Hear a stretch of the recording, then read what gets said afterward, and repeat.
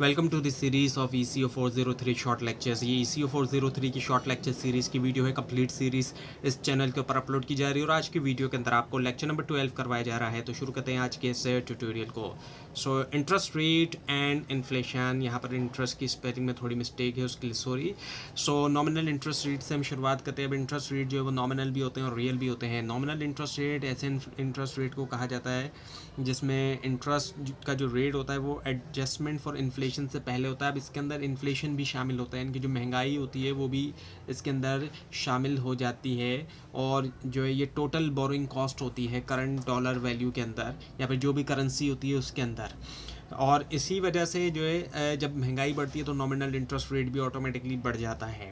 और ये इन्फ्लुएंस होता है बहुत से फैक्टर्स की वजह से, इकोनॉमिक फैक्टर्स की वजह से, जैसे कि इकोनॉमिक ग्रोथ और जो इनकम ग्रोथ होती है। और जो एक की एक्सरसाइज है अंडरस्टैंड करने में नॉमिनल इंटरेस्ट रेट, उसमें ये कि सॉल्व किया जाए आई जो है फिशर इक्वेशन के लिए। अब यहाँ पर आई जो है वो बराबर होता है, इसकी जो इक्वेशन हम देखें तो ये स्मॉल आई जो है वो बराबर होगा R small R plus pi, and pi की पावर होगी यानी कि एक्सपोनेंट होगा स्मॉल ई। अब इसके अंदर जो हम देखें इस इक्वेशन को तो यहाँ पर जो ये आर है ये रिप्रेजेंट कर रहा है हमें रियल इंटरेस्ट रेट, और जो पाई की पावर ई है ये है एक्सपेक्टेड इन्फ्लेशन रेट, क्योंकि इन्फ्लेशन भी शामिल हो जाता है उसमें।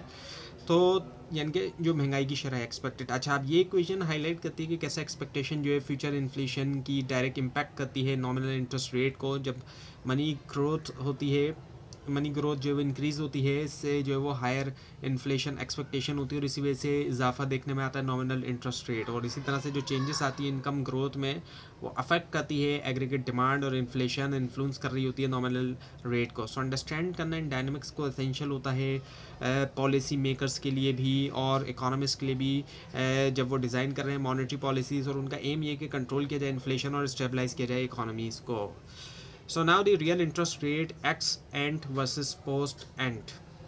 सो रियल इंटरेस्ट रेट की हम बात करते हैं। रियल इंटरेस्ट रेट जो एडजस्ट किया जाता है, ये निकाला इस तरीके से जाता है कि नॉमिनल इंटरेस्ट रेट में जब हम इन्फ्लेशन को एडजस्ट कर लेते हैं और ये ट्रू बोरोइंग कॉस्ट को शो कर रहे हैं, ये रियल है और यही असल बोरोइंग कॉस्ट है देखा जाए तो। और जो रियल इन्वेस्टमेंट रिटर्न है, क्योंकि इसके अंदर से महंगाई जो है उसको निकाल के फिर इसको मेजर किया जाता है। जो महंगाई है, जो इन्फ्लेशन है, उसको निकाल के इसमें से मेजर किया जाता है उसको एडजस्ट करके। और इसकी दो टाइप्स होती हैं, एक्स एंड और एक्स पोस्ट। सो जो x and real interest rate है ये एक्सपेक्टेड रियल रिटर्न होता है, कैलकुलेट इसको किया जाता है एक्चुअल इंटरेस्ट रेट्स से पहले, जो कि नॉन होता है, और जो है उसको दिया जाता है फार्मूले के ज़रिए जो कि होता है R is equals to small R is equals to I small I minus pi and the power is ई।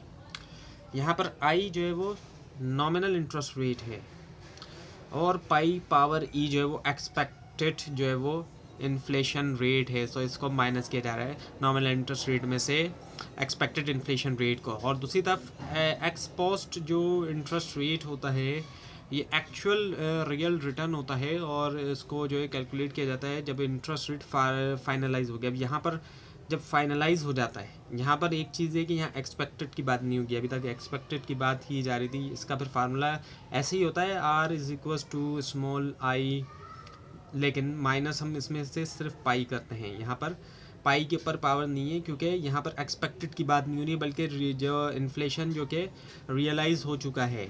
और ये डिस्टिंक्शन जो है वो इम्पॉर्टेंट होती हैं इन्वेस्टर्स के लिए भी और पॉलिसी मेकर्स के लिए भी।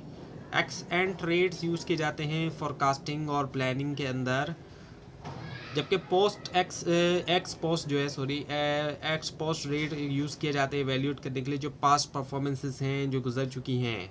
अंडरस्टैंड करना डिफरेंसेस जो है वो हेल्प करता है असिस्ट करने में जो इफेक्टिवनेस होती है मॉनेटरी पॉलिसी और जो इम्पैक्ट होता है इन्फ्लेशन का इकोनॉमिक डिसीजंस के ऊपर।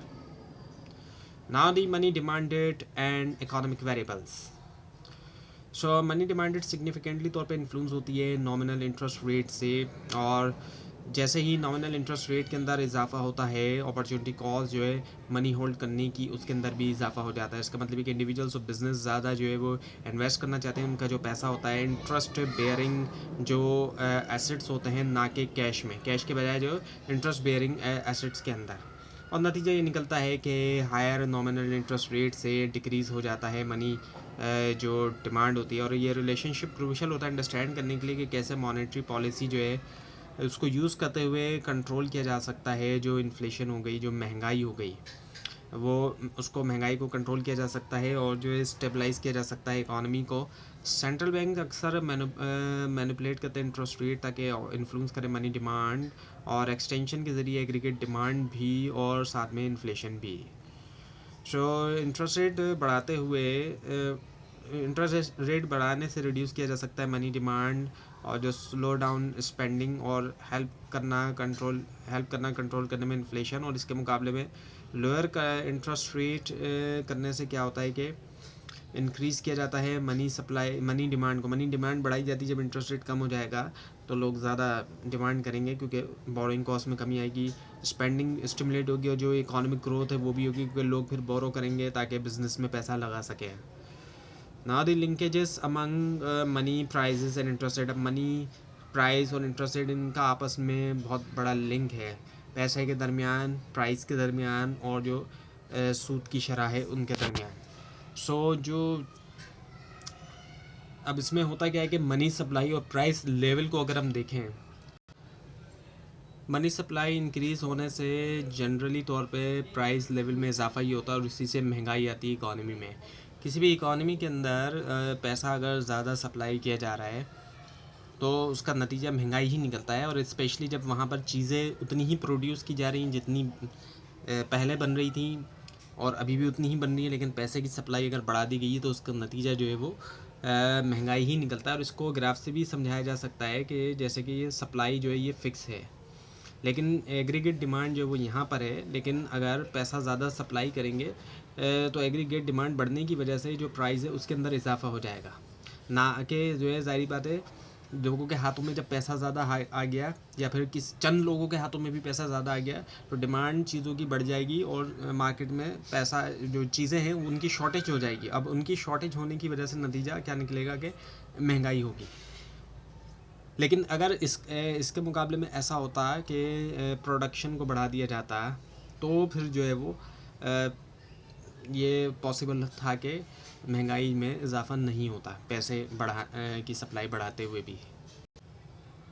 अच्छा, जब मनी सप्लाई की वजह से इन्फ्लेशन बढ़ता है, जब महंगाई बढ़ती है तो उससे फिर क्या होता है कि नॉमिनल इंटरेस्ट रेट पे अफेक्ट होता है फिशर इफ़ेक्ट के ज़रिए, और जो कि ये बताता है कि नॉमिनल इंटरेस्ट रेट जिसको एडजस्ट किया जाता है रिफ्लेक्ट करने के लिए एक्सपेक्टेड इन्फ्लेशन। और ये जो चेन होता है कॉजेलिटी का, इसको विजुलाइज भी किया जा सकता है कि मनी सप्लाई बढ़ी और उससे प्राइस लेवल बढ़ा, फिर इंटरेस्ट रेट और फिर जो है वो नॉमिनल इंटरेस्ट रेट, यानी कि कुछ इस तरीके से है जैसे कि ये मनी सप्लाई बढ़ी तो फिर प्राइस लेवल बढ़ा और फिर इन्फ्लेशन, और उसके बाद फिर नॉमिनल इंटरेस्ट रेट। तो अब ये जो है हेल्प करता है अंडरस्टैंड करने में कैसे जो है वो चेंज आने से मॉनेटरी सप्लाई में उसका एक असर देखने में आता है इकॉनमी में। और जब सेंट्रल बैंक बढ़ाते हैं मनी सप्लाई, वो इनिशियली स्टिमुलेट करें इकोनॉमिक एक्टिविटी को स्टिमुलेट करते हैं, लेकिन वक्त के साथ होता क्या है कि इन्फ्लेशन के अंदर जो है वो इजाफा देखने में आता है और उसी से फिर जो है वो हायर नॉमिनल इंटरेस्ट रेट भी हो जाते हैं, क्योंकि जो नॉमिनल इंटरेस्ट रेट होता है उसके अंदर इन्फ्लेशन भी शामिल होता है। ये लिंकेजेस जो है वो एसेंशियल होते हैं डिज़ाइन करने के लिए इफेक्टिव मॉनेटरी पॉलिसी प्रेडिक्ट करने के लिए जो आउटकम आता है इकोनॉमिक इंटरवेंशन से। Now the money demand function.